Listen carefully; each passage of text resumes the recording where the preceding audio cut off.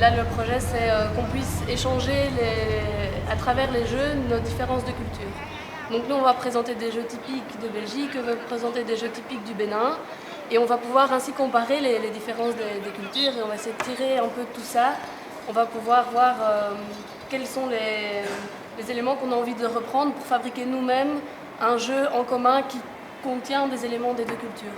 Et donc on va prendre un temps pour inventer un jeu, et alors après on va le présenter donc, dans les villages des alentours. Alors, on va chacun dire nos prénoms en l'associant à un geste, et chacun aura son geste et son prénom. Oui. Donc, par exemple, moi je fais Lauriane. Oui. Carole. Lauriane appelle Carole. Alphonse appelle Vital. Vital appelle Monsieur Boris. Julien appelle Carole. Carole appelle Antoine.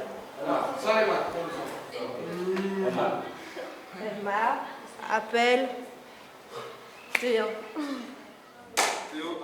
Mais les jeux qu'on a fait de prénoms et tout ça, c'est plus des jeux... Pas stratégique. Ouais, non, pas stratégique. Plus jeux enfantins, je dirais. Ouais. Mais bon, que ça nous amuse quand même, parce que voilà, pour les prénoms, on voulait apprendre les prénoms des autres. Donc même s'il y avait des jeux un peu vraiment très simples, on avait envie de les faire parce qu'on voulait savoir le prénom des autres, quoi. Comme ça, là, si tu veux, il y a moins d'espace.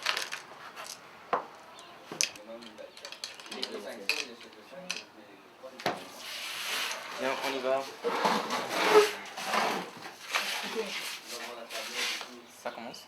Tu vas prendre là? Oui. Tu prends tout? Moi, je me demande, tu vois, la ligne en tablette.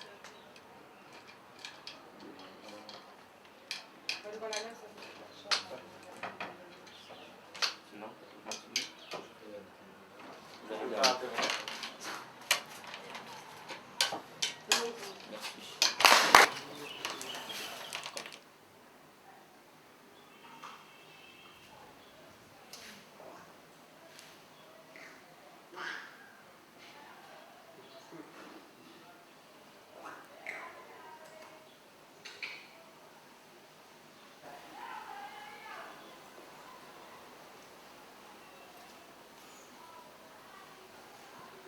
Ouais.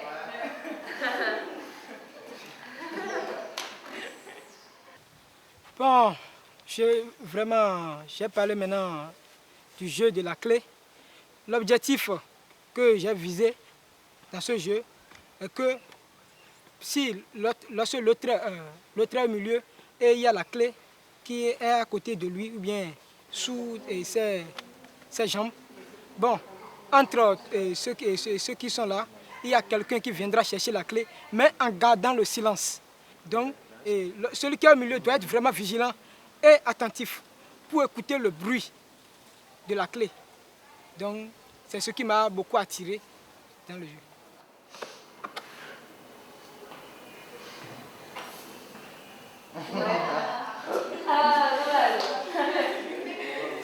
Bon, pour que un jeu puisse dérouler bien, il faut premièrement de l'ambiance. Il faut que tout le monde soit motivé pour ce jeu. Tout le monde doit se donner pour que le jeu puisse être bon. Mais s'il n'y a pas de l'ambiance, les gens ne sont pas contents, le jeu ne peut pas marcher.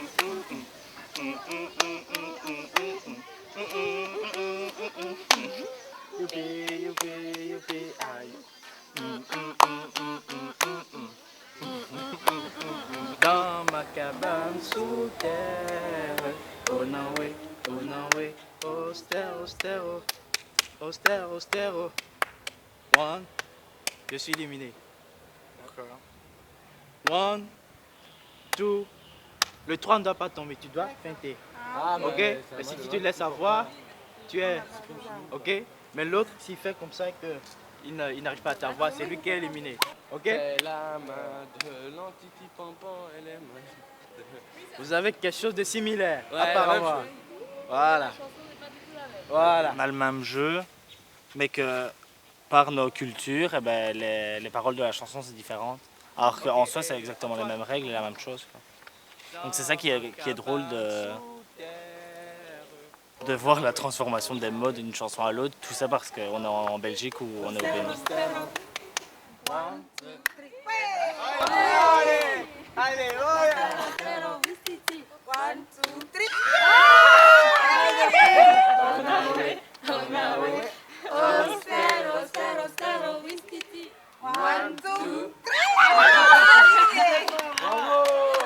Quand dans un jeu, quand il y a une chanson, pour moi, à mon niveau, ça me plaît beaucoup parce que tu dois être attentive pour bien jouer. C'est pour ça quand il y a une chanson dans un jeu, je me force de chanter pour ne pas perdre. Et je veux gagner, donc je dois chanter pour gagner. Bah moi, si je suis pas motivée à faire un jeu et qu'il y a une chanson, ça va m'énerver encore plus. Et tandis que si je suis motivée et qu'il y a une chanson, je vais être motivée encore plus. Donc la chanson fait beaucoup, je trouve, mais pas toujours du positif. 3, 2, 1, c'est parti. Sauras-tu passer ce plat de riz là? Sauras-tu passer ceci sans te tromper? Et c'est pas moi qui me trompe. Voilà, non, ça ne marche pas là. C'est Théo ça, c'est du bordel, hein. C'est Théo. Bah, je sais pas. Théo, tu ne passes pas du tout bien le plat de riz. Tu vois, tu ne suis pas du tout le rythme. Sauras-tu passer ce plat de riz là? Sauras-tu passer ceci sans te tromper? Sauras-tu passer ce plat de riz là? Sauras-tu passer ceci sans te tromper? C'est moi. Allez, Séverine, c'est moi. Bah cette fois-ci c'est moi. Sauras-tu passer ceci sans te tromper, sans te tromper, sans te tromper? Après 5, on reprend à 0. À 0, ouais. Donc j'avais dit ça. Quand on fait un jeu, il faut penser à l'âge des enfants. Enfin, il ne faut pas faire un truc trop simple pour des grands, un truc trop compliqué pour des petits. Donc, tous des points comme ça qui font que c'est un bon jeu, quoi. Si on prévoit un jeu en plusieurs étapes, si la première étape foire ou on a oublié quelque chose ou quoi, ben, ça a une répercussion sur tout le reste, donc d'office le jeu est raté. Alors que c'est juste à cause de l'organisation, même si les enfants sont motivés, si le groupe est super bien et tout, si toi tu t'es pas bien organisé à la base, ben, tout rate à cause de ça, quoi. Tout le monde a lancé?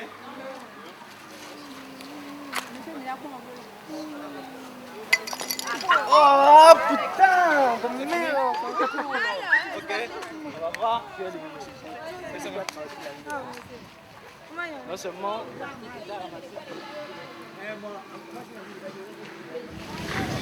Tu joues pas? Hein? Je sais pas. Moi, j'ai pas non plus envie parce que les jeux béninois, c'est toujours la même chose en fait. Toujours lancer quelque chose et attendre un but. Et vu que je suis nulle, voilà, j'aime pas jouer ce que je perds. Et c'est un peu répétitif. Si le jeu que nous avions mis en œuvre, si on fait ça avec les enfants, et bon, si on fait ça, ils sont en train de faire ça à plusieurs reprises, donc on voit qu'ils s'ennuient, bon, ça ne les plaît plus trop. Donc en ce sens-là, moi je change immédiatement de rythme et j'introduis un autre jeu en les amusant de plus, quoi.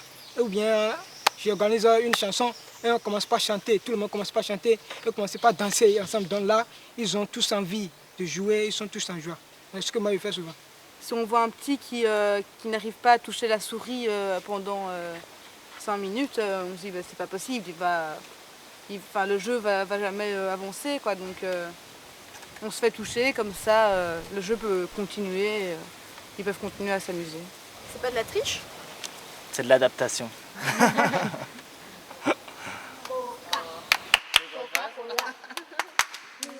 C'est quoi les paroles? C'est pas derrière. Coca.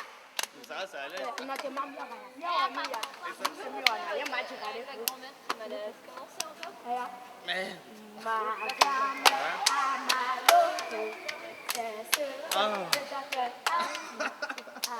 j'ai appris les jeux de main avec les enfants. Donc c'était avec des enfants près du centre de jeunes. Donc à la base, je ne savais même pas s'ils parlaient français ou pas. Donc je suis rentré en contact avec eux parce qu'ils m'ont expliqué comment on faisait. Et puis ils m'ont appris la chanson et donc j'ai rigolé avec eux. Enfin, je n'ai même pas leur prénom ou quoi. Mais rien qu'à travers le jeu, en tapant dans les mains, j'ai noué un contact avec eux et ça m'a bien plu.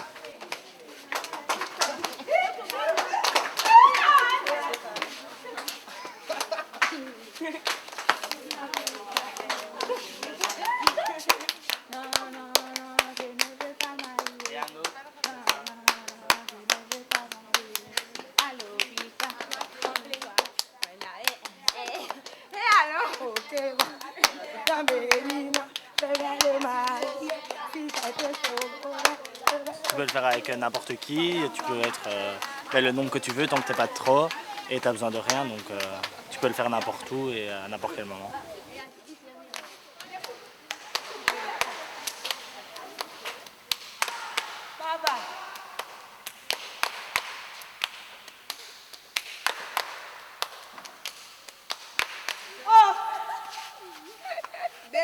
Le jeu permet de nouer un lien et de supprimer la distance qu'on garde avec des gens qu'on ne connaît pas, même sans leur parler. Par exemple, le jeu des mains, ça permet de toucher l'autre personne, même si on ne lui parle pas, on rentre en contact physiquement. Et du coup, ça, même à travers des sourires ou quoi, ça noue des liens. Pour moi, le jeu, c'est un moment court ou long qui permet de se divertir.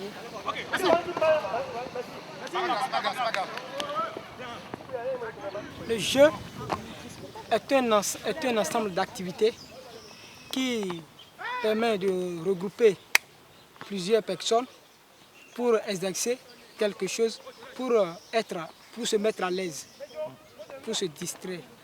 À travers tout cela, on est en bonne santé. Donc, moi, j'aime beaucoup jouer.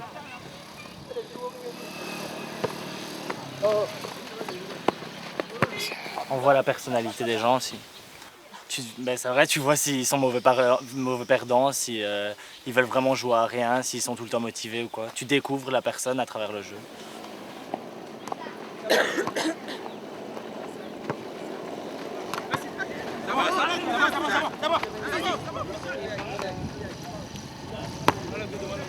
Il y a la joie, il n'y a pas de tristesse, il y a la joie, la santé.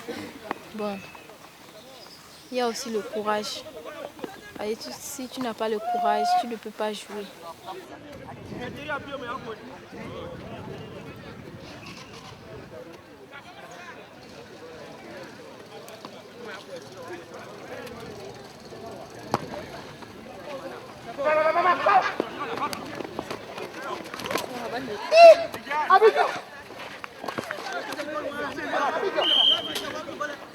Quand on est petit, on joue tout le temps, donc dans les cours de récré, etc.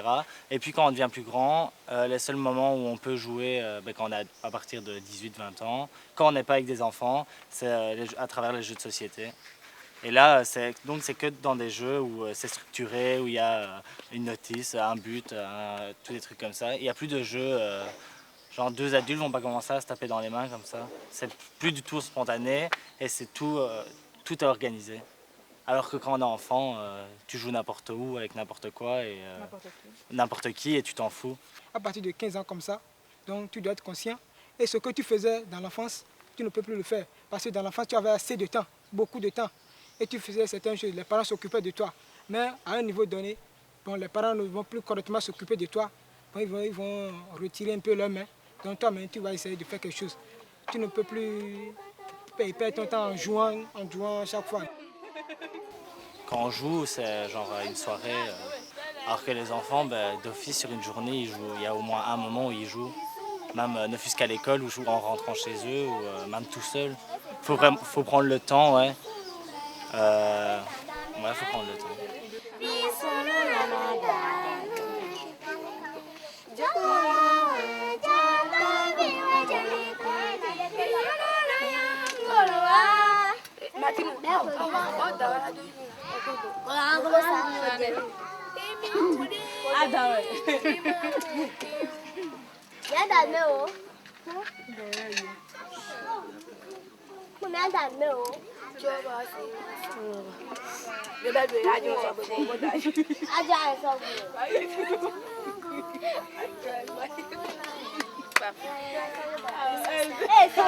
C'était pour faire.